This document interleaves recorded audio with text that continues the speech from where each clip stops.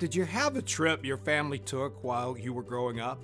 Maybe to visit relatives across the country, or maybe back to a parent's hometown, or that one resort or beach town you visited every year without fail.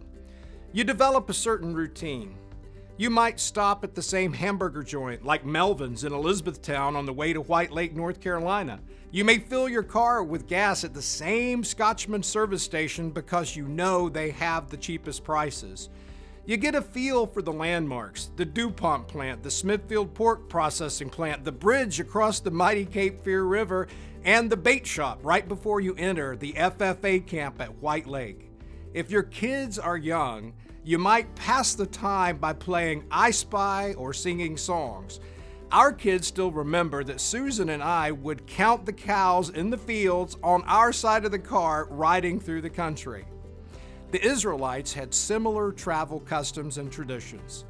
Israelites wore a groove between their homes and the temple, making the trip several times during their lives, and they would often sing psalms as they made their pilgrimage to Jerusalem.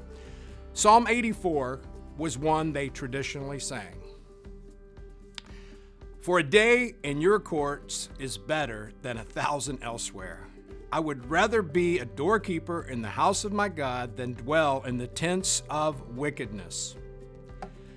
This song might be sung several times along the way, ringing the theme that they were headed to God's courts.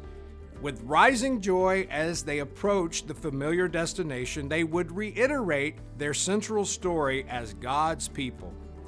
Stop for a second and think about this. The Son of God probably sang this song as a kid. Joseph and Mary most likely sang this song as they traveled to the temple to have him dedicated when he was 12. Some of the first sounds he would remember on earth were these hopeful words over and over. Even the sparrow finds a home, and the swallow a nest for herself, where she may lay her young at your altars, O Lord of hosts, my King and my God. These were songs of comfort and longing, songs of home. We still sing these songs and similar songs as we tell these stories today, as we are on our own pilgrimage. We are not all the way home yet. We are not fully at rest. We are still on the journey. Jesus journeyed. He knew the fatigue and boredom that would occasionally arise, but he also knew the excitement of traveling with family. And that's the key. We are the family of God, still on that journey.